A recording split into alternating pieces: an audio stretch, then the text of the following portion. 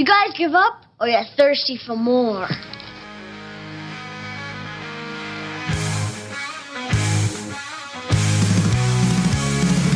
Headbands watching on my feet. The A's and I's can't be beat. So rhymes and question jars. Let's blast and take decks in our cars. 80s dreams and 90s haze. Let's recall back to our favorite days. Welcoming days! Hello and welcome to Totally 80s and 90s Recall. If you're new to the show, this is a podcast where we'll dive into everything the radical decades, the 80s and 90s through our way, from music and movies to television and pop culture. For all of our returning listeners and subscribers, thanks for supporting us, and it's great to have you back. And for any new listeners, we're so glad that you found us. I am one of your hosts, David, joined as always by the man who taught Toonces how to drive. It is my good friend, Rob. Oh, baby, I like it raw. Yeah, baby, I like it raw. Well, I thought we'd do a little something different today. That sounds good. You know, usually I have a, what do you call it? An interesting intro. Yeah, it's a hello. Yeah, we're going to go with... No hello today. And now, Deep Thoughts by Jack Handy. I thought we'd read some of his classics. Oh, nice. Yeah. I think a good product would be Baby Duck Hat. It's a fake baby duck, which you strap on top of your head. Then you go swimming underwater until you find a mommy duck and her babies. And you join them. Then all of a sudden you stand up out of the water and roar like Godzilla. Man, those ducks really take off. Also, Baby Duck Hat is good for parties. If you saw two guys named Hambone and Flippy, which one would you think liked dolphins most? I'd say Flippy, wouldn't you? You'd be wrong, though. It's Hambone. If God dwells inside us, like some people say, I sure hope he likes enchiladas, because that's what he's getting. If a kid asks where rain comes from, I think a cute thing to tell him is God is crying. And if you ask why God is crying, another cute thing to tell him is probably because of something you did. Yeah. That's good. All right. Jack was always blunt and to the point. Maybe in order to understand mankind, we have to look at the word itself. Basically, it's made up of two separate words, mank and eind. What do those words mean? It's a mystery, and that's why so is mankind. To me, it's always a good idea to always carry 2 sacks of something when you walk around. That way, if anybody says, hey, can you give me a hand? You can say, sorry, got these 2 sacks. It's good advice. When I was a kid, my favorite relative was Uncle Caveman. After school, we'd go play in his cave, and every once in a while, he would eat one of us. It wasn't until later that I found out that Uncle Caveman was a bear. To me, clowns aren't funny. In fact, they're kind of scary. I've wondered why this started, and I think it goes back to the time I went to the circus and a clown killed my dad. Yeah. They get dark. Yeah. Yeah. One thing kids like is to be tricked. For instance, I was going to take my little nephew to Disneyland, but instead I drove him to an old burned out warehouse. Oh no, I said, Disneyland burned down. He cried and cried, but I think that deep down he thought it was a pretty good joke. I started to drive over to the real Disneyland, but it was getting pretty late. That's my favorite one so far. Yeah. Sometimes I feel like curling up on a floor in front of the fireplace and just rolling around the room like a tumbleweed and not even caring if I knock things over or break them. And if people get mad, maybe because it's their house or something, you can just shake your head and go, what happened? There's some... and those were what? Those were... And now, Deep Thoughts by Jack Handy. Through the retelling of Rob. Yeah. And Jack Handy was actually a real guy. I know. I always thought he was I think he was a writer on the show. I always thought, yeah, he was. Yeah, you thought he was real? Yeah. He was a staff writer for years. Yep. He actually penned Toonces the Cat. And Unfrozen Caveman. Unfrozen Caveman. Happy Fun Ball. Happy. I love Happy Fun Ball. He did all those. Happy Fun Ball's great. Oh, there you go. So with the kids acting like it's the most fun thing in the world, and then the list of they say something like it was found from a rock that fell from space. Do not taunt Happy Fun Ball. do not touch Happy Fun Ball. I always looked forward to those. I liked the deep thoughts, and sometimes they're really good. Other times you're like, oh, okay, I didn't get that one. There was one he told. I remember it's like the kid stuck his head out the window while riding in the car, and then his head got ripped off, and he goes, but then maybe he won't stick his head out the window anymore. I don't know. It was something like that. Well, it was like the super clown funny. one where he goes, It killed then I me. went to a circus and a clown killed my dad. Killed my dad. So There you go. yeah, I wonder what his process was. Just probably use whatever substance was available and then draw something up. You think Lorne Michaels was standing over him? Jack, I need the.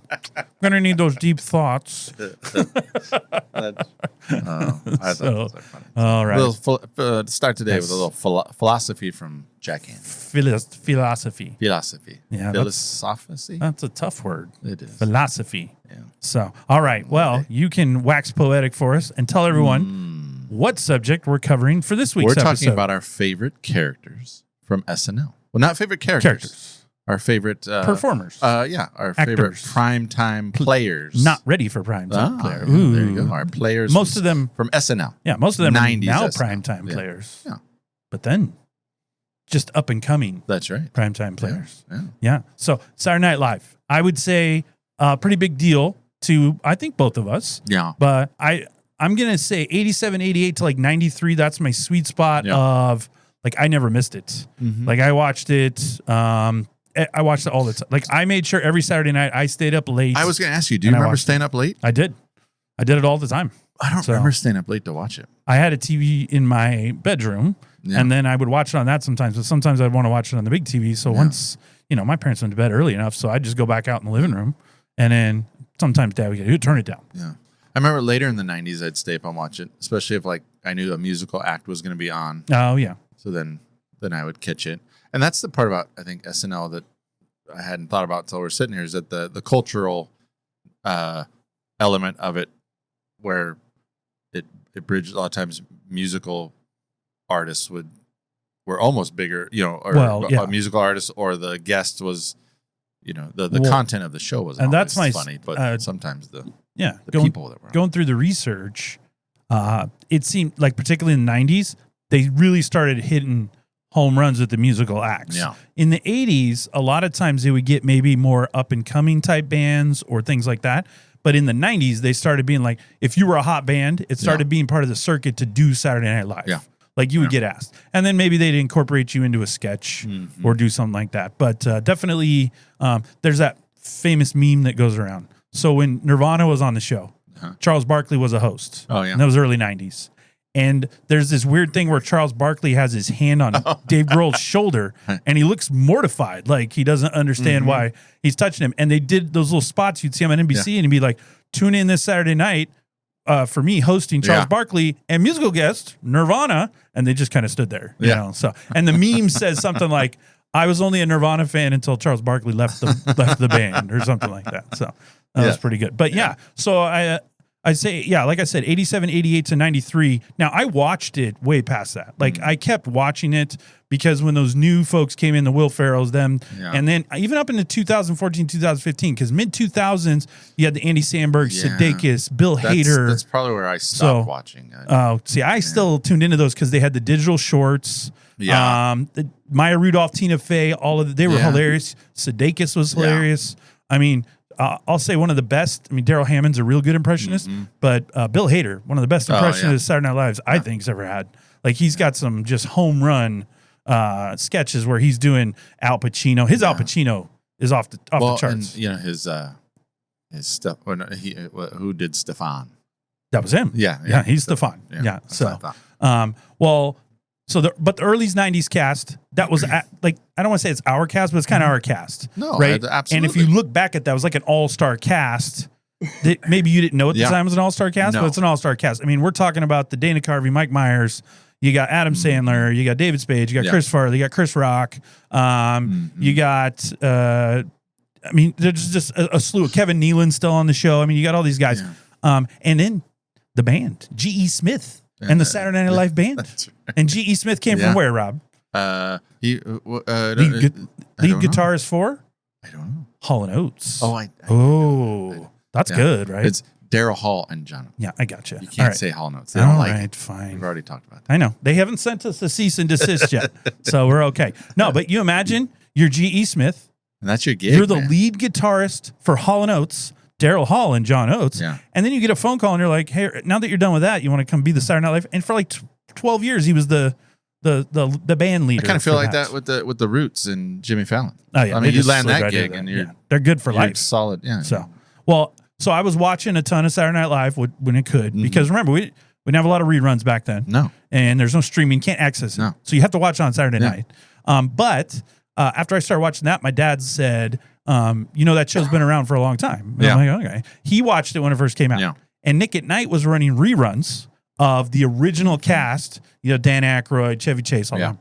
And I used to watch them with them, and there was some funny stuff on there. Mr. Bill. Yeah. They would crush him all the time. And then I always used to like the Land Shark, because they'd be the Candygram, man. Candygram. And then Land Shark eats him. And then the two wild and crazy guys, Steve Martin. But my favorite of all time, my favorite sketch from those first seasons, and I used to laugh at it all the time, it's Dan Aykroyd, and it's an infomercial. And he's doing Super Bass-O-Matic 76. Yeah.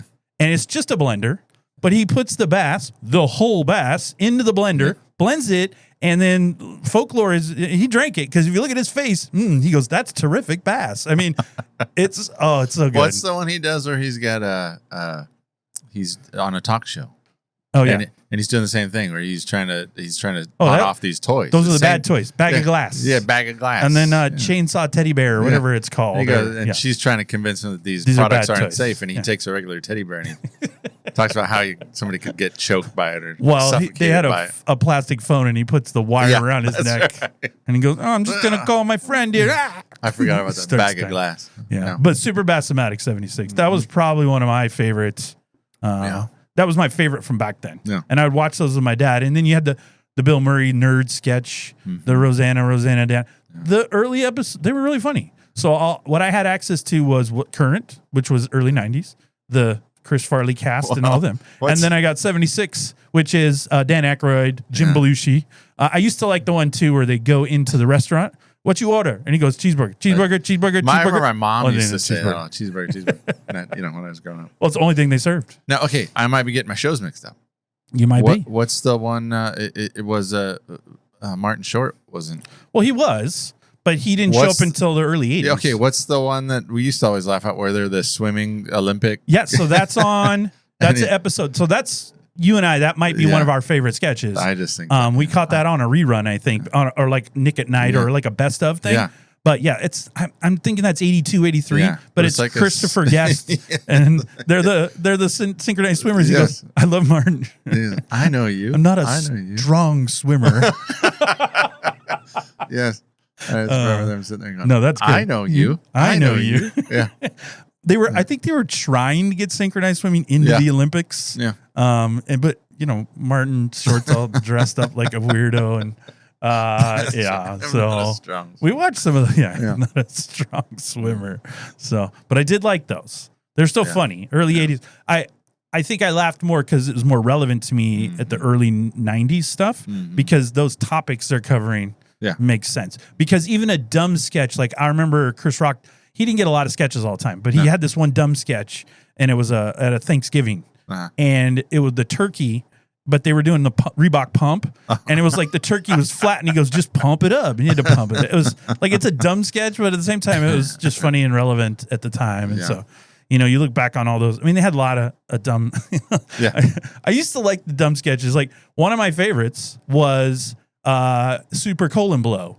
Like, why is that funny? Their like, commercials as are like funny. a 12-year-old, why do I find Super Colon Blow buddy? I don't know. But it starts out as colon blow, and then he goes, "Oh, it's the most fiber on the." Nope, not since we Super Colon Blow, and then it just keeps going up. And they had a great song to it. It was Super Colon Blow. Oh, and then like, what was that? Oops, I Crap My Pants. Oops, I Crap My Pants. That was a later one. That was That's later. mid-90s. Yeah, that was. Another good one from the late was the Massive Head Wound Harry. I wrote that down in my notes. You imagine like they pitch these sketches every week. You're at a table with all these other comedians, and the name of your sketch is Massive Head Wound Harry. And then the best part about that sketch is they put corn syrup or something on his head wound, and the dog's ripping it off. He's like, "Whoa!" And you can see Dana Carvey like, "Hey, calm down." He's pulling the fake head off. I love Massive Head Wound Harry. Yeah. So some of those one-offs were always funny, I thought. So, but those are the ones we'd look forward to and those would be the ones like they would bury between like 12:15 and 1 a.m. That's where those sketches would fly in, because at the top of the show, you're getting all the home runs. Yeah. You're getting basically what everybody expects: a Wayne's World, a church lady. Yeah. You'll get something like that, and so.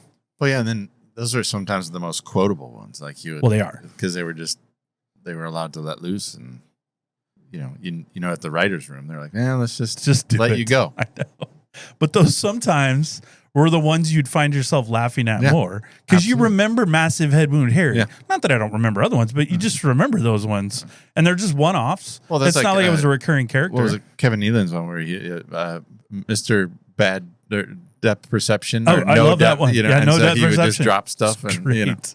and he talked really loud. Well, he because had he thought you were far away, so he would. He had another one where he was 5 feet from the news desk, and Dennis Miller goes, "We're going to go to correspondent Kevin Nealon 5 feet from the news desk. Kevin, what's going on over there?" And he goes, "Hey, Again, you pitch that in the writer's room, and they're just like, "Yeah, let's just see what happens." No, they didn't care. That's so, funny.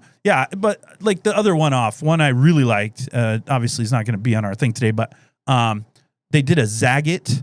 With the food menus, Yes. and Chris Farley's like the wife, and Adam Sandler is the husband, and they're trying to figure out where they want to eat. And you can see Adam Sandler, Chris Farley's so into it that He's like rubbing his leg. yeah, and stuff. and Sandler He's like, can't try. He's trying so hard not to laugh. Oh, Hank. Yeah. Kill me now, God. Give me cancer now, It God. would say stuff like "wonderful Italian fare," and then it was just great. So, Well, that's the one that he says, "Holy cannoli." And to this day, I still like. That's where I got that from. Whenever we go anywhere, I'll go, Well, I have so holy cannoli. yeah, I have so many things I've got from this show during this time, but I just, Hank. I just remember, and I think Saturday Night Live at that moment, for at least the group of people kids I hung out with, we used to go to middle school and high school, and we would quote like sketches we saw. Other people that I knew watched Saturday Night Live, and we'd be like, "Oh, did you see the Massive Head Wound Harry sketch? Oh yeah, that was great." So, and this is one of those that if you did miss Saturday night and people were talking about it at school, you're just like, I didn't watch it. Oh, you can't stay up late. Yeah, and then you get kind of like a weird look or something. Well, and I remember later on in our, we've told the story before, but in the summers we would, we'd just go back and forth to each other's houses, and Comedy Central. Yep. And a lot of times they would run. They'd run old SNL sketches or something, and that's where we catch up. We'd catch stuff that I'd never seen and thought they were super funny. Oh yeah, because they had like, what was that classic sketch that I probably missed the first time around, but it was Tom Hanks and John Lovitz, and they're on the corner. They're like guy. She doesn't want to talk to me. That's right. I totally forgot about that. And to this day with John Lovitz, if somebody does something weird or like is extra like out loud or something, I'll be like, acting. I've always done that my whole life. Sometimes I'll get a laugh. So funny. Sometimes people look at me like you're a crazy person. Yeah, that's so funny. So, but I've done the acting my whole life. So. Acting. So, all right. Well, now is the time on Recall when we dance. So let's swing back to the 80s and 90s to pump you up and hopefully not get too verklempt as we go into some deep thoughts, Rob, with Saturday Night Live.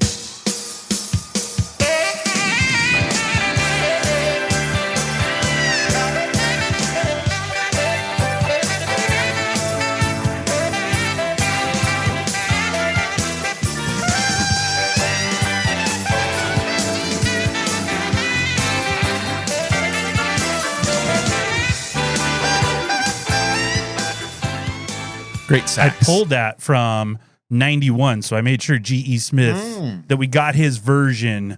Not that it's farther off the other ones, but you're right. Great sax. He had a good horn section in the Saturday Night Live band there. So, well, this week Rob and I have put our collective heads together and come up with our top 10 favorite SNL performers in the 80s and 90s. Yeah. We're going to take turns going over who we picked. Our top 10 will not be everyone's favorite, but for us, the actors and actresses that made us laugh the most and most memorable to us. So we put them in the order we think they're the best. Yep. Some people out there be like, oh, he was better than her was better than him. And that's fine. Yeah. We like to spark debate. That's right. That's what we're here for. And even as I was doing my research, I think maybe we got a few wrong. What? Well, that's all right. Well, we can. How do you think we got a few wrong? I was happy with the list as I was redoing it. It was good. It was good. Do you think we omitted one and added one we shouldn't have? Well, I will tell you the first. Well, we'll talk about the first one. I have when we get to the first one. I have one. Yeah. I would say our number 9. I could debate having somebody different in there. Oh no, that's good. But that I still thought was funny at the time. Yeah. Had some. There's some memories to it. Yeah. But when I think at a couple of the other actors as I was looking over some research, I could have maybe had a switch. But I still think they're strong members of the cast. No, I agree. Right? I agree. So I don't think we can be 100% wrong because there's so many good ones. Yeah. But again, our list really are the ones that impacted us the most.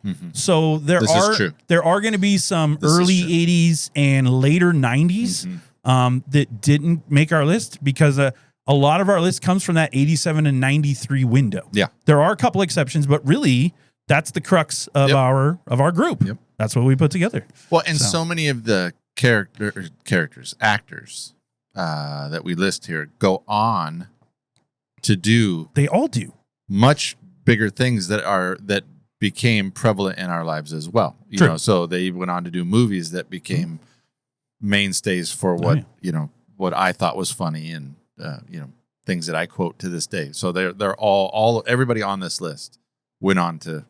Some went on a little bigger than others. There are some just home run hitters here. So, and some of these, when we say them, they're going to be real obvious to anybody who liked Saturday Night Live during this time. Right. So it's going to be real simple. So, well, we won't drag this out any longer. We'll get this started with Rob. You can start with our number 10 choice that we put on. On the board. So our number 10 was Norm Macdonald, Very good. This is one that I kind of the more I researched them and he's one of my favorites on here. I think he's kind of underrated. I like him. I think he's super funny. But he was one of the only cast members who survived this in '95. That a big purge, big show's purge, and he survived. But he was a featured player, a writer from '93 to '94. Became a main player in '94 to '98. Did the Weekend Update from '94 to '97. He actually hosted in '99. Yep. And then did a cameo in 2009. Sadly, he died in 2021. Yep. But if you ever get a chance, he had a podcast for a little while. It was called Norm Macdonald Live. It is the funniest thing. His humor is totally different. And so if you ever get a chance, and then he had on Netflix, it was called Norm Macdonald Has a Show. Oh my gosh. It is fired. bizarre. He got fired from Saturday Night Live. Yes. Because he was told not to make certain O.J. Simpson jokes. And he did it. Anyway.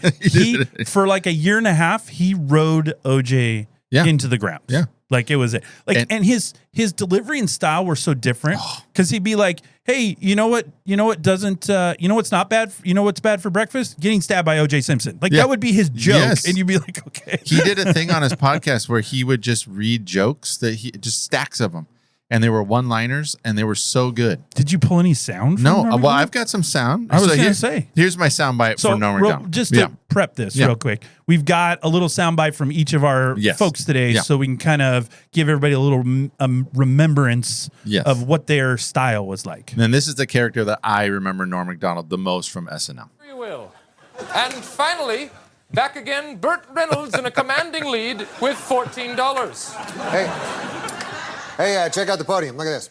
Mr. Reynolds has apparently changed his name to Turd Ferguson. Yeah, that's right. Turd Ferguson. It's a funny name. It goes on for a little bit. Hold on. Oh, I know. Great. Let's take a look at the final board. I have this memorized. That category is about French phrases, so let's just skip it. Hey, I speak a little French. You're an ass bite. Pardon my French. My name's French. Yeah, well, who gives a damn? Moving on. Burt Reynolds. That's not my name. Okay. Turd Ferguson. Yeah, what do you want? That's my favorite part. You buzzed in. No, I didn't. Yes, you did. Yeah, well, that's your opinion. I hate my job. Just that whole delivery of, no, I didn't. No, I didn't. Yeah, that's your opinion. My wife and I, Kurt, to this day, we quote that all the time. Like people, there are still things. I named one of my fantasy football teams, the Turd Ferguson. Yeah, I mean, for my whole life, we've said that. And we'll do that, ape tit déjeuner, or what is it? I mean, give me the ape tit thing. That's right. What it says. Yeah, so, I'll take that kind of thing. Yeah, that is one of the I will. I don't care what era it came in. That's one of the greatest sketches. That Jeopardy sketch is one of the greatest sketches of all time. I laugh every time. Yeah. So yeah, I like Norm Macdonald on our list. You said you were debating that a little bit. No, I thought I think he should be higher. Oh, okay. No, I think he's underrated. Oh. I think his writing he wasn't overt like a lot of some of he wasn't Chris Farley and he's running around. But man, his humor was something that I just think his humor was super funny. No, it's great. On a level that above a lot of people. So I think he's good at 10. There's in the bottom 3, 10, 9, 8. When we do 8, 9 here in a second, I think you could have flip flopped a couple of them, but I think I think we're still paying homage regardless. Yep. So so Norm, our number 10. There you go. So I've got number 9. Number 9 is going to be one Dennis Miller. Yeah. All right. This being the beginning of my 5th season, I felt it was time to reaffirm my Weekend Update oath. Assisting me in that oath is none other than me. Hello, Dennis. Me. Okay. Hello, baby. Hello, baby. I love this sketch. All right. Repeat after me. I, Dennis Miller. I, Captain Hairdo. Do solemnly swear. Do solemnly swear. To keep a vigilant eye on the social and political leaders of our time in the event that they disappoint us. Yeah, to keep an eye on pinheads like Jim and Tammy Faye Baker. Yeah, what's with these cretins? Let me tell you something, folks. I would sleep with Jim Baker before I'd sleep with Tammy Baker. What's that all about, huh? That's like he's flipping his hair. Oh, yeah. So, so Dennis Miller, really a Weekend Update guy. Mm-hmm. He came on doing some research. He was a stand-up comedian, and he came on the show just to do Weekend Update. Yeah. And he really never did a lot of other sketches. But Lorne Michaels actually hired him he hired him after 2 auditions. He saw him in L.A., then he brought him to New York. For his New York audition, he had to do his audition in front of the entire staff, plus Paul Simon, Dan Aykroyd, and Lorne Michaels. Mm-hmm. And then after that, Lorne Michaels took him out to dinner because he already had a dinner date with Jack Nicholson. Oh, yeah. And so they went to dinner with Jack and Lorne Michaels, and Dennis Miller said he was just freaking out. He's sitting there, and Jack's like, "So you gonna get the gig or what?" And then he said Jack was grilling him, and then Lorne Michaels is like, "So do you want to do Weekend Update?" And he's like, "Yeah, I guess." And that was it. So so he got picked up for his gig on at dinner with Jack Nicholson and Lorne Michaels. Yeah. And then I remember he did the whole Monday Night Football thing. Yeah, that was so weird. It was weird.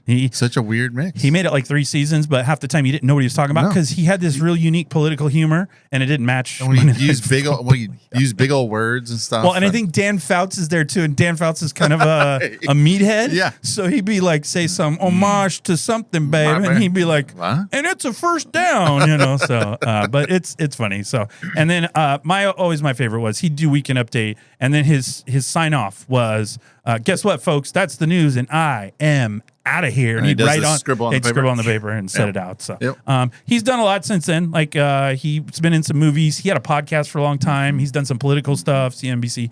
But other than Saturday Night Live, I'd say my other favorite thing is when he was in Joe Dirt. He was the DJ that was interviewing Joe Dirt for his thing. And, Joe Dirt. Yeah. So he's like, he has a line in there about something like, he goes, "So you're so ingrained with redneck DNA that your facial hair grows in like that?" So it's really funny. So yeah. So Dennis Miller, I think he was really good. One of the better Weekend Update hosts. Yeah, I think when you think of Weekend Update, he's pretty synonymous. He is Weekend Update. So, but that's 2 Weekend Updaters already. Yeah. Norm and Dennis. Yeah. Well, number 8 is not a Weekend Update. He is not. All right. Number 8 is... It's funny that you said that. Farewell, Donner Blitzen. Farewell, thou beauteous multitudes of youth who stand before me. The jolly fat man lives no more. And why? Because he killed me, the manager. Falls the manager! The manager!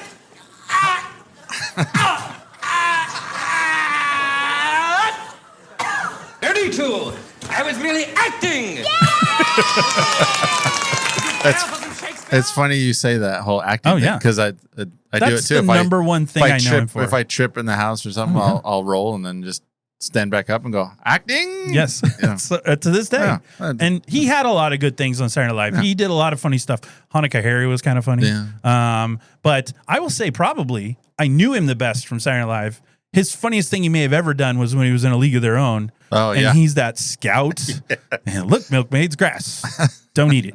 So, no, but his delivery definitely unique as opposed to the other ones. Well, yeah. And I think what's obvious in that, he was really good. Yeah, he's like he was a good actor. Seems like he was trained. Yeah, he did the master thespian as was his character. Yeah. He was one. He did he was good. He was a good actor. And I think some of these people are actually very trained.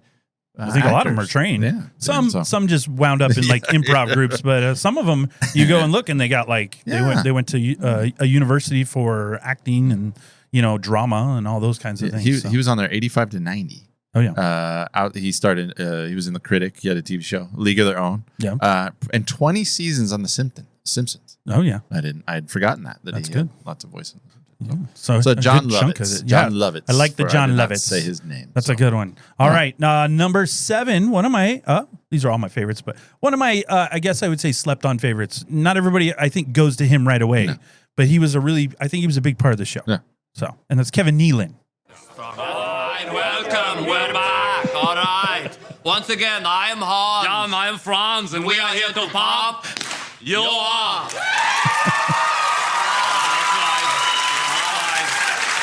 You know, let me tell you something. Many of you are wondering where have we been? Yeah, that's right. We spent most of the summer in the movie theaters intensely screening the year's most important cultural event. Terminator 2. Yeah, that's right, starring the world's most popular movie star. Yeah, who just happens to be our cousin. Perhaps you've heard of him. Arnold Schwarzenegger. All right. That's right. All right, after crushing the movie industry, cousin Arnold. Oh yeah. So Kevin Nealon. So what I said about just like Dennis Miller, at one point he's the Weekend Update host. Actually took over for Dennis Miller when he left the show in 1993. But Nealon to me was one of those glue guys. Yeah. Like he can be in any sketch. He doesn't have to be the star of the sketch, but he's perfect to balance all the sketches out. Yeah. Kind of like a Phil Hartman or you could even say a Will Ferrell at times, although Will Ferrell more he stood out. But Kevin Nealon, he's one of those, he could be a dad. He could be a reporter. He didn't do a lot of impersonations and stuff, but he could do those. Another good one, he did a reporter a lot. Another good one, I almost pulled the sound for, was when they did the all drug Olympics and the dude pulls his arms off when he's doing the deadlift because he's doing the thing on that. I forgot about that. So that's right. But Hans and Franz, and then it was really tough. I love his Mr. Subliminal. Yeah. When he did that on Weekend Update. So the Mr. Subliminal is real good.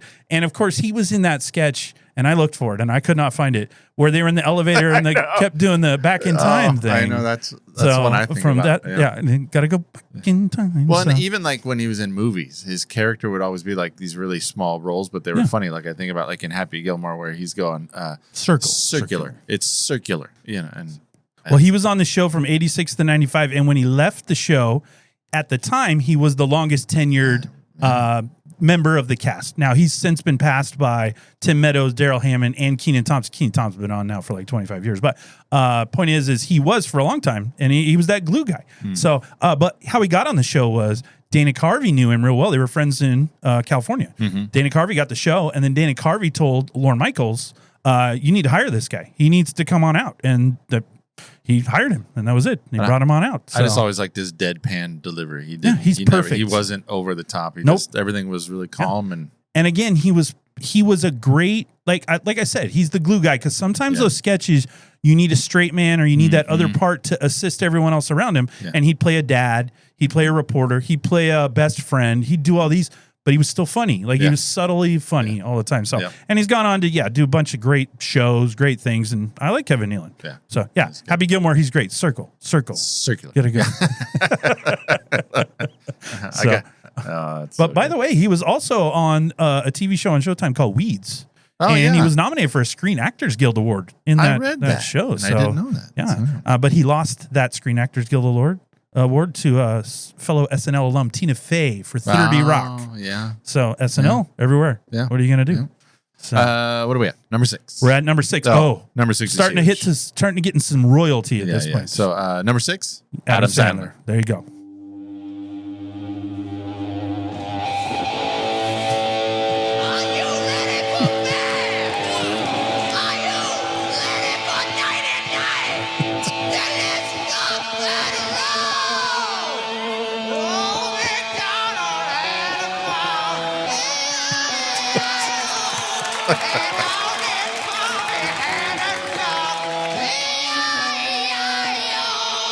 Yes, it's Kitty Metal from Guns N' Roses. You'll get 20 head-banging, bone-crunching tunes that children love to sing.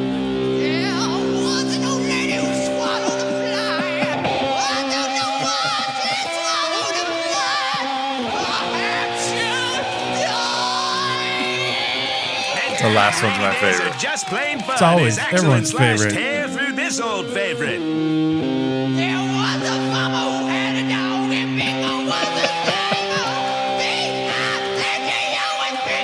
Jimmy Crack Corn is the best part. Yeah, that's the one everyone remembers the most.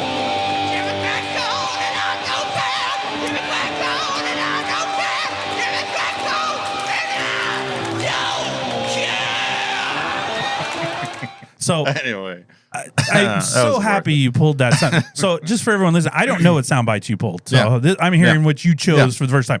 That you and I laughed at that forever.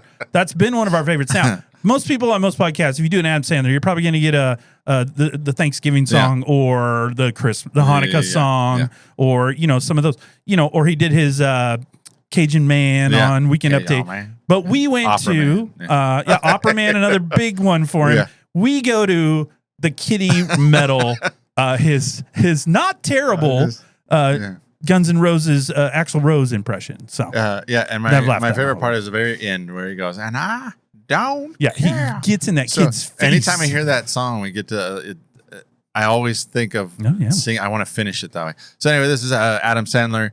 Gosh, the guy has 3 Grammy Awards, 5 Primetime Emmy Awards, a Golden Globe Award. He was nominated for all those. And he's got a Screen Actors Guild Award. He was on there from 1995. He's worth like $2 million. He went on to star in Hollywood films that grossed over $2 million altogether. $2 million? Yeah. That doesn't seem like very much. I don't know. You want to? If I add up all his films, he's made more than $2 million. He has a net worth of $420 million. There you go. Yeah.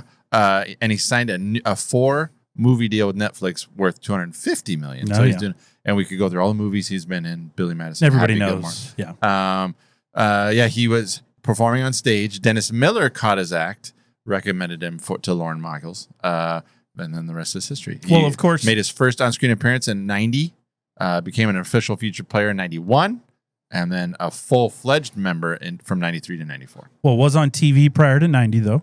He made several appearances on The Cosby Show as Theo's friend. He was like 17 or 18 years old. He was on that show. Yeah. And then he made appearances where he was a little wacky on that MTV show Remote Control. Oh, so he popped into that a little bit before. And then, of course, he was doing stand-up comedy. I had his album. It was called I still have it. They're All Gonna Laugh at Yeah. You. Yeah. And there's a song on there about him beating up a goat. And to this day, I'll say that thing. He's like, put up your dukes. I got no dukes. Well, the one that's naughty on there is the Do It For Your Mom. I know. Yeah. And so, like, there's the my one wife about- every now and then will go, please, like, she'll ask my kids, can you take the garbage out? And they'll, and she'll go, do it for your mom. she's and I'm not like, don't using do that right. that. Yep. Don't do that. Because in my head, I do it for your mom. The dirty song on that is that it's called Medium Pace. That's a rough song, but funny at the time. So no, the things I listed were Zagat's. We talked about Kitty Metal, Opera Man, Cajun Man, Canteen Boy. It was a good one. Canteen Boy, a good one, but go back and watch it now, and you're like, it's. I guess it's a little cringy now it is, because what is he? Alec Baldwin's got his shirt open. He's like, oh my god. The Hurley Boys one is just one I forgot, where he's like the movie company. And he's that's like, right. Yeah. Let us move your stuff. You know. Well, if you want to do an ensemble, Gap Adam Girls. Sandler. If you want to do an ensemble, Adam Sandler, and it's everybody in this sketch, one of our favorite sketches, which is where Kirstie Alley's on a date with Kevin Nealon. And they go to that I Italian. tried to find it and I couldn't find it. I know I couldn't find it find the anywhere. clip. But they go to I know the what Italian. it's called, and I looked for it and I couldn't find it. They go to the Italian restaurant and they do the bellissimo. Bellissimo. And when he comes out, he's got nothing on but like a leaf or something. It's insane. And he looks down her shirt. What you know like? What's he know like? Yeah. What is he? You know like? Oh, that gets. Oh, you lie. Yeah, you lie. Oh my gosh. Anniversary. I still say that. I'll say it to my wife. That's where I say all that the as well. time. Anniversary. Yeah. So, all right. Adam Sandler, obviously, just one of the best for us on the show. Maybe not everyone's cup of tea.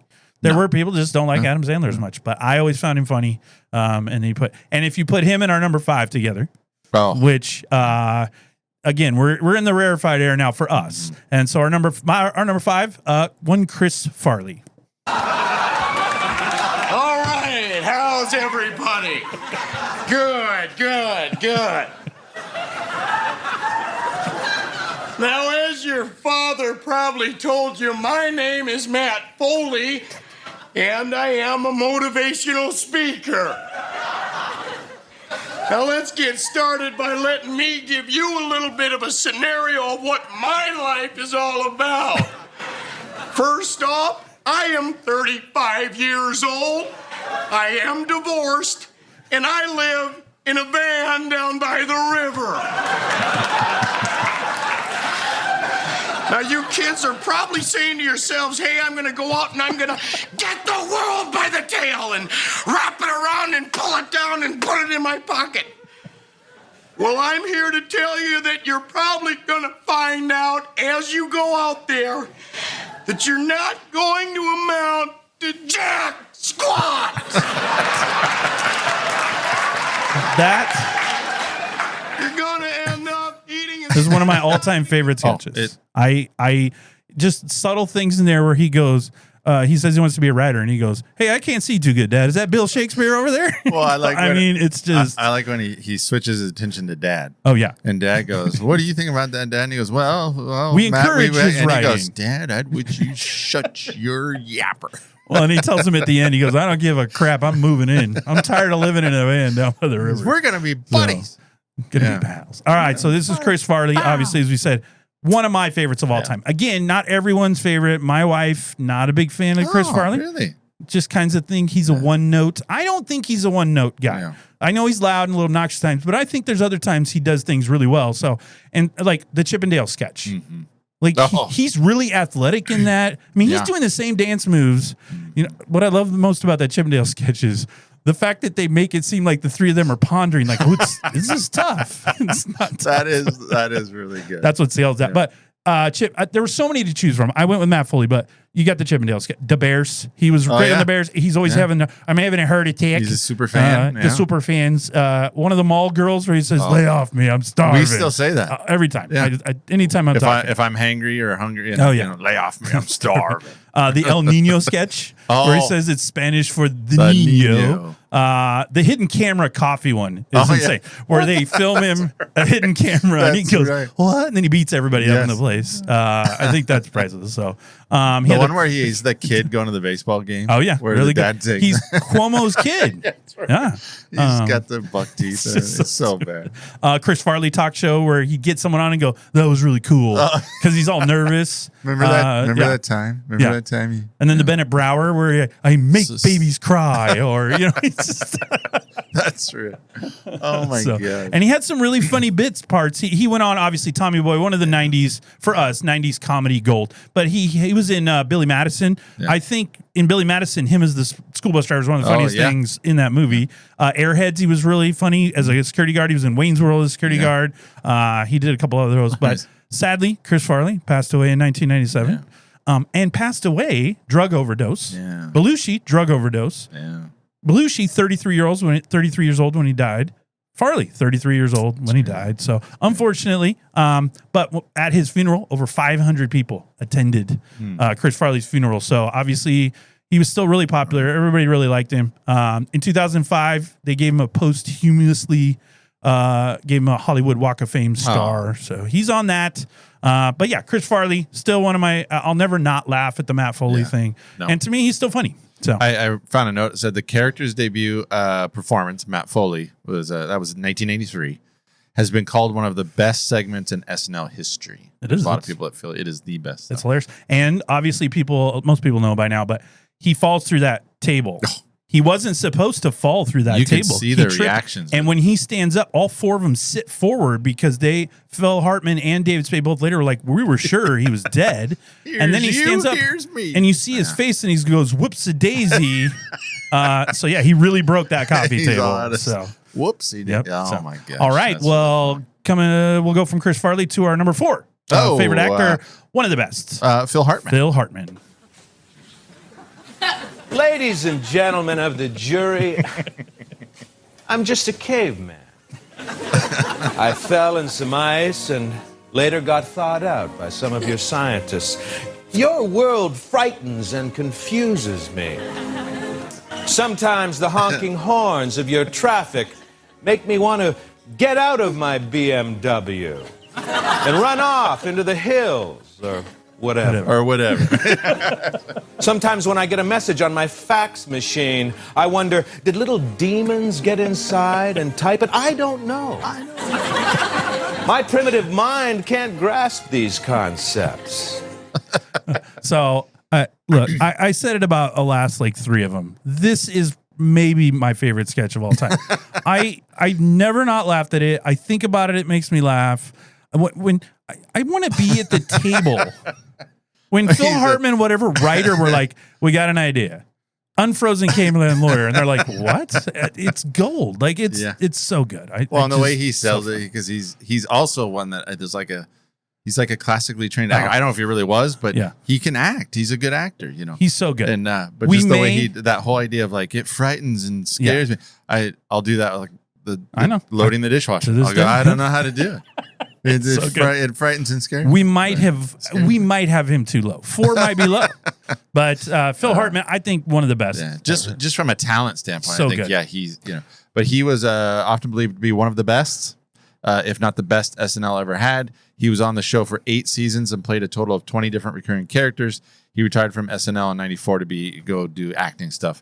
Matt Groening elected to retire all of the characters in The Simpsons instead of recasting them out of respect for Hartman when he died. Oh, yeah. And so that was, but yeah, I put down Unfrozen Caveman Lawyer, Colon Blow, and Frankenstein on the Thanksgiving I greetings. love those so much. Firebird. Well, and then on the one, he can't think of any, it's his turn to say something. And so then Tonto whispers in his ear and all he says is he goes, bread. And then he's just, I don't know why it's so funny. I will say too, Daryl Hammond's kind of famous for it now, but his early Bill Clinton is really good. Oh, yeah. Like when they jog into McDonald's and they're like, Mrs. Clinton's not going to like you coming to McDonald's. He's like, there's a whole bunch of things we're not going to be telling Mrs. Clinton. He's in his little jogging suit. Oh, yeah. And they're like, sir, we've only been jogging for 3 minutes. Yeah, I just want to talk to the people. And then he eats all their food. So it was really good. And he used to do a really good Frank Sinatra. Oh, yeah. When yes. He had Sinead O'Connor on. She said something. He goes, whatever, cue ball or something like that. I mean, it's just... that's no, he was great. He's one of the best. There's nothing he couldn't do. Again, a glue guy. You could put him in any sketch. He could do impersonations. He did his own characters too. On Frozen Caveman Lawyer, and he was just did so good. Most of the commercials. He did, the fake commercials. Well, he had that did most voice. of those. Yeah, it was. I think the 2 best voices in SNL history. Phil Hartman and Chris Parnell. Chris Parnell has this radio something voice, and it's just really unique. And then what was the show? Was it not News Radio? News Radio. Yeah, really good on that show show too. Funny, So funny, super underrated show. Oh yeah, but anyway, he was really good on that show.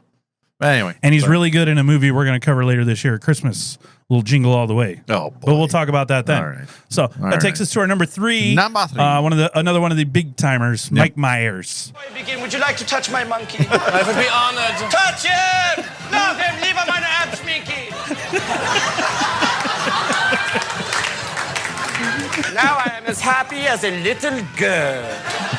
All right, so also something I say often. Again, I could have pulled the sound bites for a lot of things for Mike Myers, but I just remember you and I used to laugh at Sprockets a lot because it was so it was weird, different than everything else. Look, at 13, 14 years old, I didn't really know anything about German people other than World War II Germany, right? I didn't know anything else.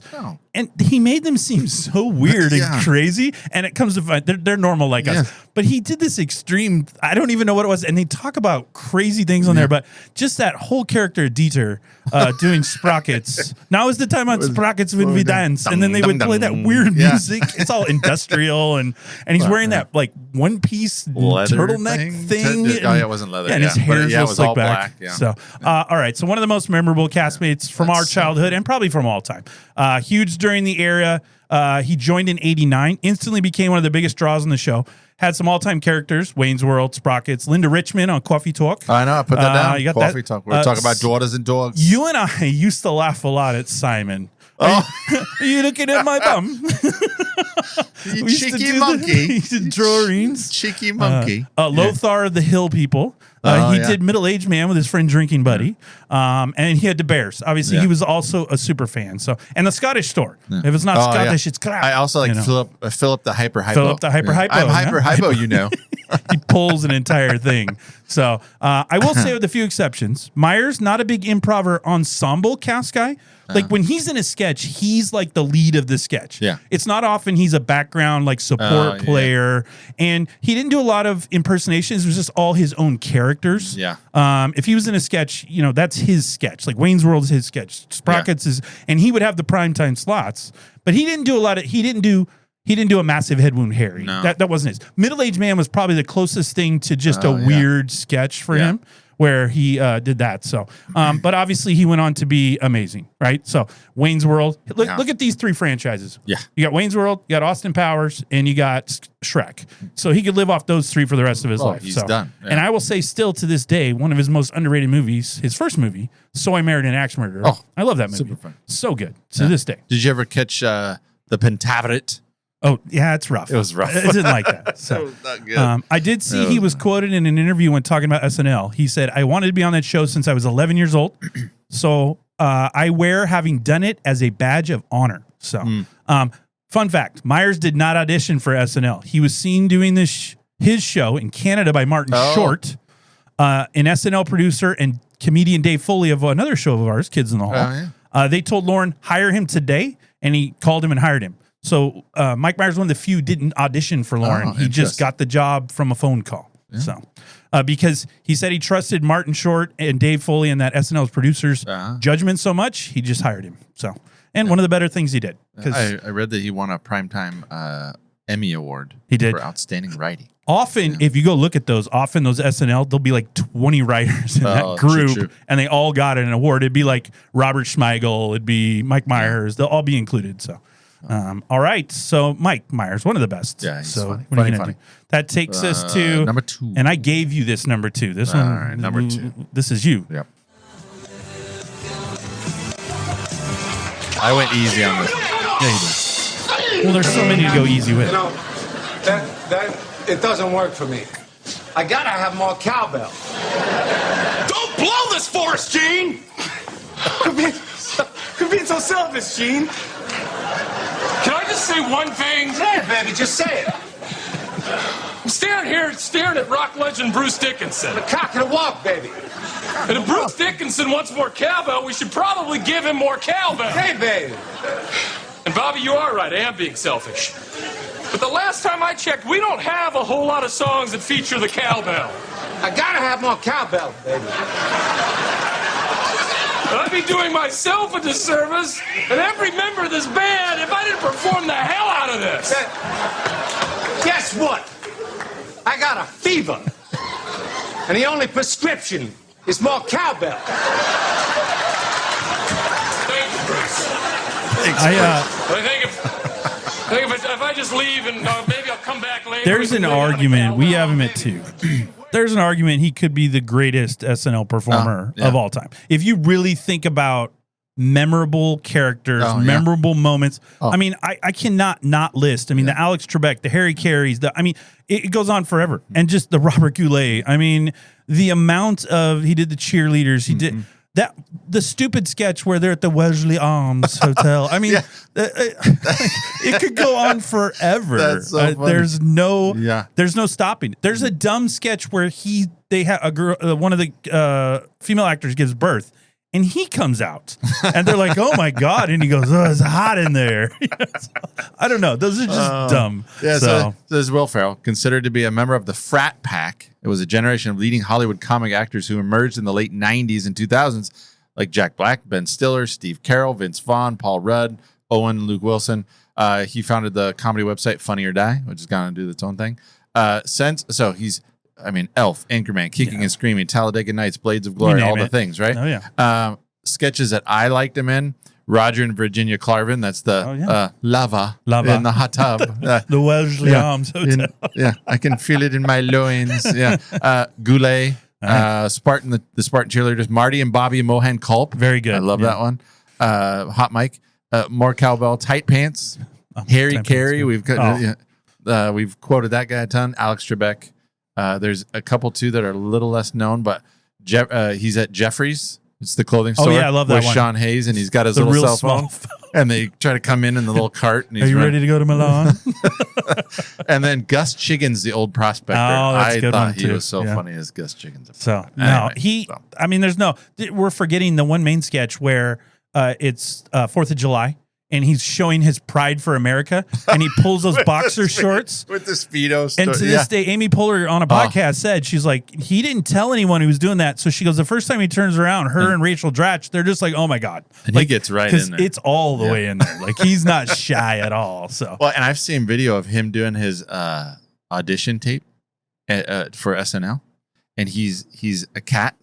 Oh yeah, playing with the toy. That's all it is him down on the floor, and he's playing like a cat with the little. I heard him on a podcast, and I would pay anything to have seen this. But when he was in college, he was in an acting troupe, and they would do Shakespeare, and the whole group is doing Shakespeare. So you go see Hamlet, everyone's doing Shakespeare. He's doing Shakespeare, but he does it the whole thing in the Harry Carey voice. I would have paid anything to see that. He said people would be rolling in because he's given, hey, wherefore art thou? Now, I mean, it would be insane to see that. Like, I wouldn't handle myself. It would be too funny. The other night we were watching a trailer for a Will Ferrell movie that's coming out. It looks rather interesting, actually. But anyway, in the trailer, Will Ferrell says something, and my daughter goes, "That's you," and I was like, "Yeah," because I want to be Will Ferrell. I want to be that funny. Well, he's been in the way he delivers things is so. It's not even that. He's probably my favorite. He is actor. He's Period. Been in some of the most quotable movies of our lifetime. Let's go Frank the Tank from old school. You've got again Ron Burgundy. Yeah. You've got Ricky Bobby. You could go down the list, and he's got quotable. Like people still Step Brothers. People quote all these things that he's done to this day. So he's number 2. We might pay for that one later, but I think we're okay. All right. Well, before we reveal our number 1 performer, it's time to go to a little place we like to call the cut line. Well, as you heard while we've been chopping it up, when developing this list, Rob and I found it difficult to do just a top 10. So for this segment, we've got 2 cuts that just missed the top 10, still really strong performers, and an honorable mention, which I think people they're listening to this list at this point. They're probably like, I feel like someone's missing. And you're going to find out here in a second that, you're going to find out why he's missing. But we are going to talk about our honorable mention and our 2 cuts. But our first cut, I think a pretty rather underrated or sometimes forgotten about, who I think was a great cast member. Yeah. And that is Molly Shannon. Yep. Mary Catherine. Yes, right. I think I have it now. Attention. Mary Catherine Gallagher. That's me. Right. I think I've got it now. Okay, everyone, could we have some attention, please, for Mary Catherine Gallagher. What's wrong? Where are you? I feel shy. Come out here. Come out. Okay. Do you want to audition or what? Yeah. You do? Sometimes when I get nervous, yes, I stick my hands under my arms and then I smell my fingers like that. But that's gross. That's gross. Well, that's gross. Well, that's very interesting, Mary Catherine. Yes. Does it smell so bad? Yes. Okay. And that's very interesting. Yes. That's good. I think that's gross. Okay. That's gross. Well, I put here versatile cast member. She's always funny. Joined the cast mid-season 95. She replaced Janine Garofalo, who left the show because she said it was too much of a boys' club. Too many poop and fart jokes and stuff like that. That's what she said. So, but then she was part of that purge you talked about, Norm Macdonald. She survived the purge as well. So she stayed around. I put memorable characters. You got Mary Catherine Gallagher. We just heard that sample. Sally O'Malley, who my wife has always loved, who's 50. She says, I like to kick, stretch, and kick. I'm 50. So that, and then I've said this 5 times today. She's in one of my top 5 sketches of all time. She's in the Sweaty Balls as the NPR host with, I believe, Anna Gasteyer, and they are just, that is one of the most perfect sketches you can ever watch. We're not featuring it today, but that's it. And I did also like in the 90s, she was playing Monica Lewinsky during the whole scandal, and she would wear that beret. And then like they had one episode where Will Ferrell's on, and it's he's doing Bill Clinton, and then Will Ferrell's like Saddam Hussein, and Monica's talking to him. She goes, "Monica, you never call anymore." It's just it's so stupid, but it's hilarious. One of the ones that I like is a dog show. Oh, dog show! Because even if we're out in public in the dun dun dun dun dun dun dun dun dun dog show, I will say dog show. Yeah, I almost pulled sound for dog show. I did it with my kids the other day, and they went, "What dog show?" And I was like, "Oh, we were at a high school volleyball game, and they were doing that tune." So good. And I'd say dog show. And my kids would go, "What does that mean?" Mr. Rocky Balboa. Mr. Bojangles. So the other thing is her monologue that she did. My favorite monologue she did as Mary Catherine Gallagher is when she did the Long Island. Lolita. Like, the Amy. You little whore. Anyway. She had quite a. I saw this interview she did on the Tonight Show, and this is just the last thing. But she said she had done an impersonation, or she had done several times impersonation of Courtney Love. Courtney Love's on the show for the musical guest and was looking for Molly backstage, pissed because she did not like the impersonation. So she ran into her and she was dressed like Courtney Love. And Courtney Love's like, "What the hell is going on here?" And she said, "Well, I'm doing this sketch tonight." Anyway, she said they spent 10 minutes like smoking cigarettes and talking. And then all of a sudden she convinced her that it's flattering. And now Courtney Love loves the impersonation, thinks it's great. Man, so, if you can convince Courtney Love, you're doing pretty good. You're doing pretty good. So yeah, she did a lot of stuff though. I mean, she was on an episode of Seinfeld. It's the episode where she doesn't swing her arms. She was on an episode of Twin Peaks. She did a couple episodes of In Living Color. She's been in a lot of movies. Night at the Roxbury, Never Been Kissed, How the Grinch Stole Christmas. And then she's just been acting on and off. And she's only the second female. In 2007, she was only the second female at that time to host as a prior cast member to host Saturday Night Live. It was her, and then before that had Julia Louis-Dreyfus. One of my favorite things she does is her cameo in the Santa Claus, where she's it's really date. good. Yeah. She's like, Santa Claus spray on the flocking, hanging some stockings. She goes crazy in that whole set. I love that scene. All right, probably the best scene in the movie. It is. Anyway, all right, you have our second cut. Number 2 is. Well, I know that they always say that you should not dip your wang in the company ink. And you got Wang in there. But, I think that people should feel free to dip their wangs into anything around the office. Whiteout, coffee, a box of paper clips, it do not matter. Right. It do not matter. No, my favorite ladies' man sketch. This is Tim Meadows. Yeah. My favorite ladies' man sketch is they're reenacting the White House thing. And he's Bill Clinton. And she goes, "Bill, I brought you some pizza." He goes, "I hope it's a pizza ass." I will still say that when we say pizza to I this tried day. to find it. I couldn't find it. No, I couldn't find it either. I tried. Because I was going to recommend that one to you, and I couldn't find the clip. Find it. So this is Meadows, one of the longest running cast members of all time. He appeared on 10 seasons, 91 to 2000. He was one of the only 5 cast members who survived the purge again. Oh, yeah. I found this quote. One of Meadows' gags on Weekend Update would be to appear as a character or as himself playing on something not obvious. He once commented on his displeasure with the 1994 NHL lockout through quoting hockey statistics and asking, "What's a brother to do? Watch basketball?" Another time, Meadows introduced SNL with all the cast and their catch characters. So, for example, Phil Hartman was Frankenstein. Mike Myers was Wayne. In a spoof of We Are the World, promoting racial reconciliation in light of the 92 Los Angeles riots. Meadows said he had been chosen as one of the MCs because of an obvious issue, quote, namely, "I do not have a catch character." So I struggled to find a character for him, and then that was before Leon Phelps. Correct. And so he kind of rode that. That was kind of his thing is, I don't have a character. Well, before that, he was an ensemble guy. Yeah. But he was another glue guy where you could plug him into any sketch. He was a part of the sketch. So yeah, featured player 91 to 93, 93 to 2000. He was a repertory player.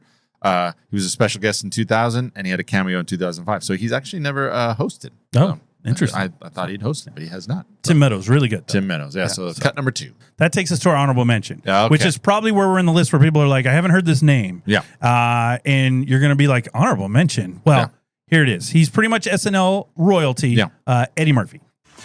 Sometimes I make my break out in the cold sweat. This is one of my favorites. This might be my favorite. I never not laugh crazy at this. There's too much to put on this clip, so I no.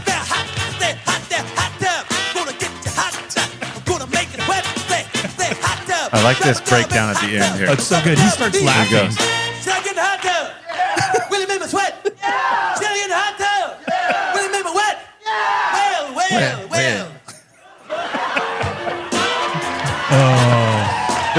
My favorite part is after that he gets in the hot tub. He does. He goes, and then it's too "Ooh, hot. too hot in the hot tub." Yeah, it's so good. Well, because it's Eddie. Yeah. Even though he's an honorable mention, we actually pulled a second sound clip for him, which might be better than the first one, but it's pretty good. Buckwheat sings a song that's eternally his. It died, dead it diver, dead on the died, it died. That whole buckwheat sketch. I think I probably quoted that. Bookin' Panub. Yeah. I probably quoted that buckwheat thing more that. than. Oh, yeah. He did the any other Unz, sketch. Tice, Fee Times a Mayday. Fee Times a Mayday. Yeah. Oh, my gosh. Okay, so Eddie Murphy. Honorable mention, and we're going to explain why he's an honorable mention. He should be probably number 1. Yeah. But staying true to how we rank things, we didn't watch him on SNL. You and I did not. We were too young. He was on there in the early 80s. We were too little. We didn't even know what SNL was. When we caught his last show was 84. Correct. So. We knew him from Beverly Hills Cop. We knew him from Coming to America. But honestly, for a long time, I didn't even know he'd been on Saturday Night Live. Now, how we saw him, because I remember this, in the early 90s, I forget when it was, they did an NBC special, and it was a 2-hour best of Eddie Murphy, and we watched that. And that's the first time I'd seen any of these clips. The buckwheat, the hot tub, the Velvet Jones, how to be a hoe. You know, he did that one. The Gumby. Mr. Robinson's Neighborhood. He does one sketch where he dresses up like a white guy and goes around New York, and he's like, he goes to buy a paper and he goes, take it, just take it. And he goes, if you're white, they just give you things. You know, it's insane. But he does so many, and his impression of Stevie Wonder. He's taking photos of people playing tennis, and it's like the ground. It's just, the studio. It's insane. But let's see, easily one of the funniest I've ever seen on SNL. I remember after that special, we quoted that, particularly the buckwheat stuff, for weeks. And not just you and me. I went to school and people were singing Wookin' Panub. I mean, it was insane. So in fact, that's a great one. I remember we were in weight training, and Coach Buckles heard a couple of us doing the impression. And he's like, what are you guys talking about? And we're like, oh, it's Eddie Murphy. He used to be on Saturday Night Live. He goes, yeah, I know. And he goes, I watched it. And we're like, yeah, you're old. I mean, when are you going to? He goes, I could have told you he was on there. So, but we're paying our homage to him. Yeah. You could say he's a number 1. But the reason we don't have him at number 1 and we have an honorable mention is because we didn't watch him on Saturday Night Live. No. The only thing we had were the best ofs. Now, had we ever watched him on Saturday Night Live, he'd easily be number 1. Absolutely. But he is one of the funniest of all time. I had, you listed them all. Mr. Robinson's Neighborhood, Hot Tub, Gumby, Frank Sinatra, and Stevie Wonder. The whole, Ivory and Ebony and Ivory. What does he say? He goes, "You are black and I am white, and I've you are blind as a bat, and I have sight." Yeah, and then buckwheat. So all the things that we talked about. The buckwheat. I will hot tub and buckwheat. I will laugh at the rest of my life. That is some of the funniest stuff I've ever listened to. Yeah.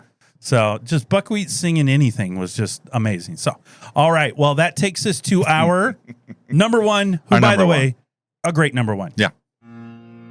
There's a lady I know. If I didn't know her, she'd be the lady I didn't know. Cold as ice. And I do the whole thing. I'm telling you, it's worth it. Oh, the whole thing. Oh, no. We have time for that. She went downtown. She bought some broccoli. She brought it home. She's chopping broccoli Chopping broccoli. I don't know why this is so. Why at 12, 13, 14 did we lost our mind to this? We used to do it all the time. The part where he goes, brah. Yeah. Chopping broccoli.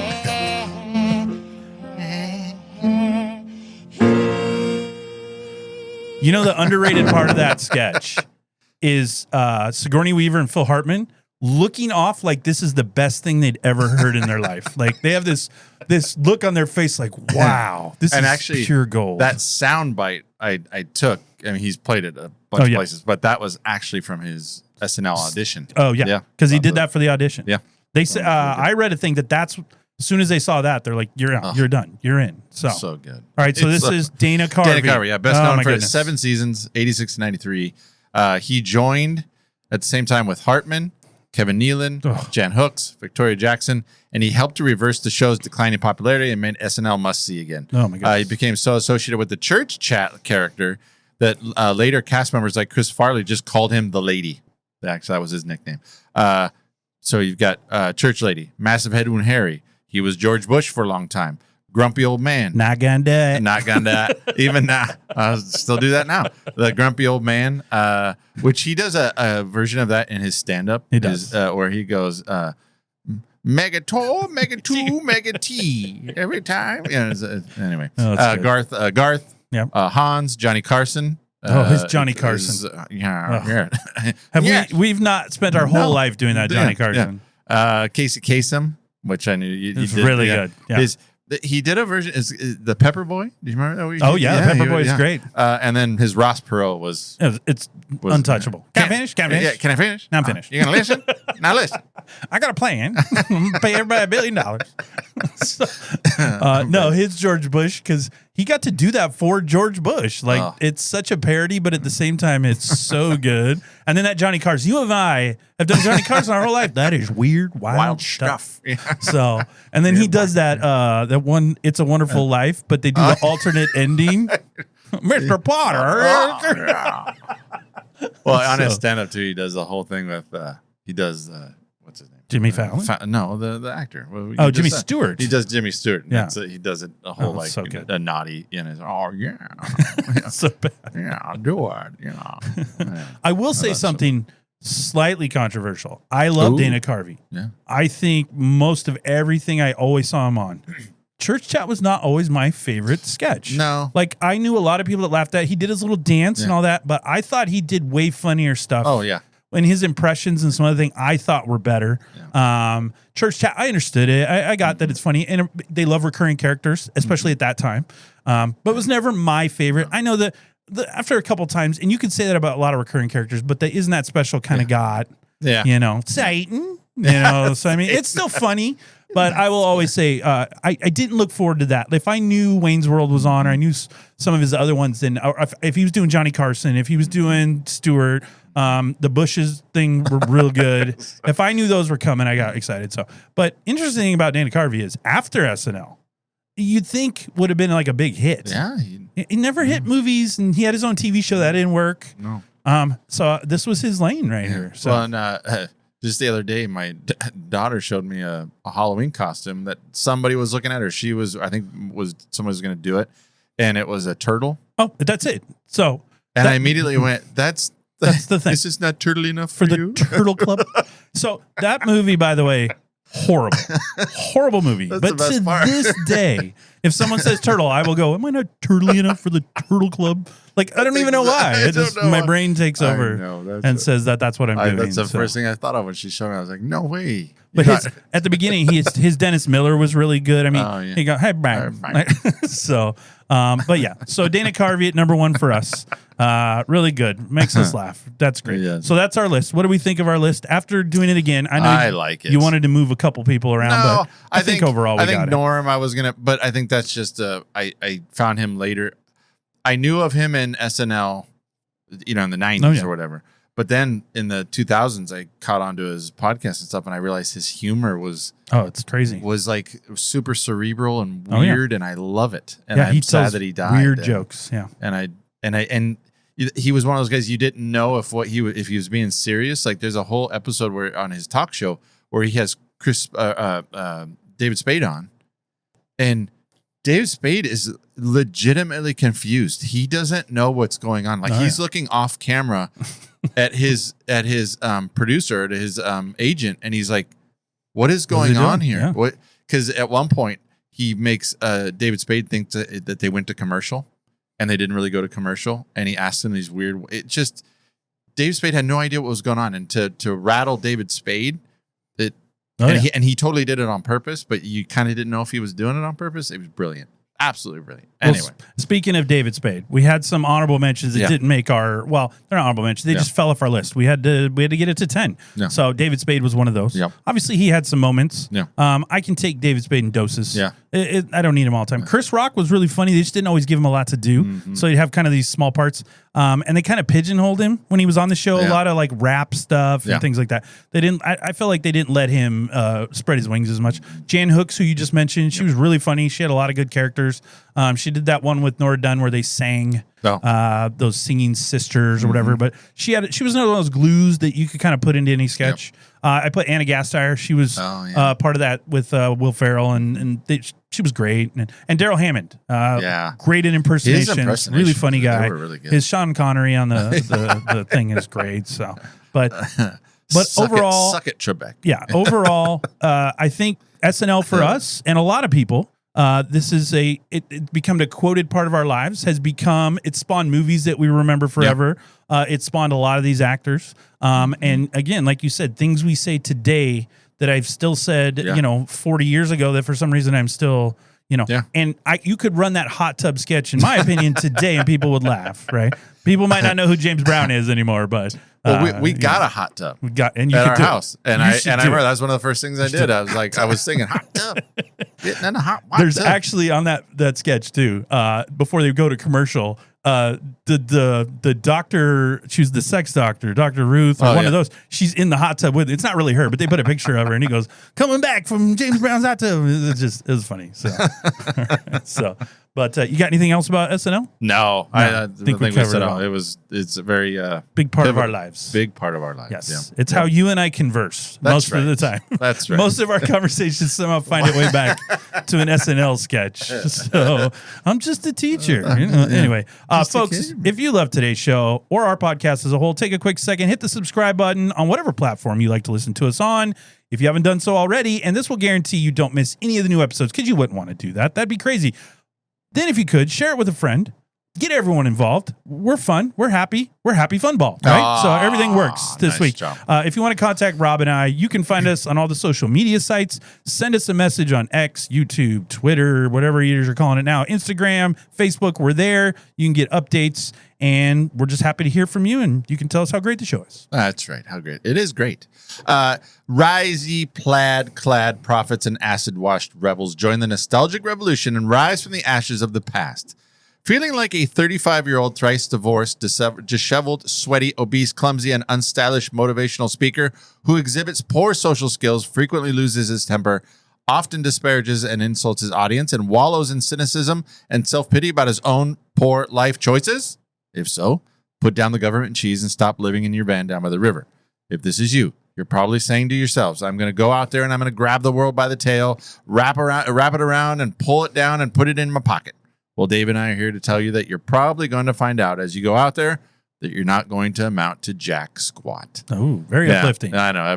Never fear, though. The Total 80s and 90s Recall podcast is the David Beckham to your Posh Spice, the Beyonce to your Jay-Z. Visit Totally 80s 90s Recall at podbean.com, and we will have you saying, well, la-di frickin' da, faster than you can outrun the Toonsinator. Oh, nice. You like that? Looking for the lost tribe of the 80s and 90s? Send us an email at 80s90srecall@gmail.com. Consider the Totally 80s and 90s Recall podcast your giggle garage. Interesting. A place to park your worries and pick up a load of happiness. Giggle Garage sounds like a strip club, but that's okay. You missed an obvious one there. You're Wayne to your Garth. I mean, for today's episode. Anyway, it writes itself, Rob. There you go. So, well, finally, if you're loving the show, do us a favor. Give us a quick 5-star rating. It will really help us get some exposure. Drop a review on Apple or Spotify. Again, we like to hear the good words that you have for us. And let's take this totally 80s, 90s recall into the stratosphere. So, that's right. You got any closing thoughts, Rob? I do. All right. I do. And now, Deep Thoughts by Jack Handy. I thought this was an appropriate one. I'm sure it is. For our work that we do. Jack Handy says, perhaps if I am very lucky, the feeble efforts of my lifetime will someday be noticed, and maybe in some small way they will be acknowledged as the greatest works of genius ever created by man. Nice. That's what I think that's our life. So you're hoping us feeble to genius? Yeah. I like it. Yeah. Jack This was podcast, a smart cat. yeah, That's right. Will So, be acknowledged as the greatest works of genius ever created by man. I can see that. Yeah, Yeah, that works. It's not too far off. I think we're right there.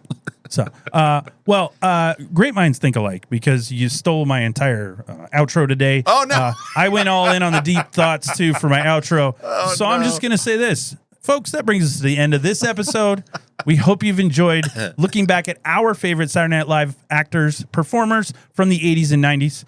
If you're interested in checking out more 80s and 90s nostalgia, check out our back catalog of shows. In fact, this time last year, we were all right, Rob, when we covered the movie what? That was I'm Dazed and Confused. There it is. I wore overalls. It's almost like you did wear overalls. And it was hot. It was very hot. Yeah. He's a big sweaty mess. Yep. Finally, a big shout out to you, our listeners. Whether you're tuning in for the first time or a longtime subscriber, we thank you for hanging out with Rob and I. Hopefully, we've given you a great hour or so of laughs and memories. And don't forget to catch all new episodes of Total 80s and 90s Recall every Tuesday. Every Tuesday. Haven't missed one yet. Nope. Hey, what are we doing for next time? Ooh, interesting one. This is an interesting subject. This is different. It is.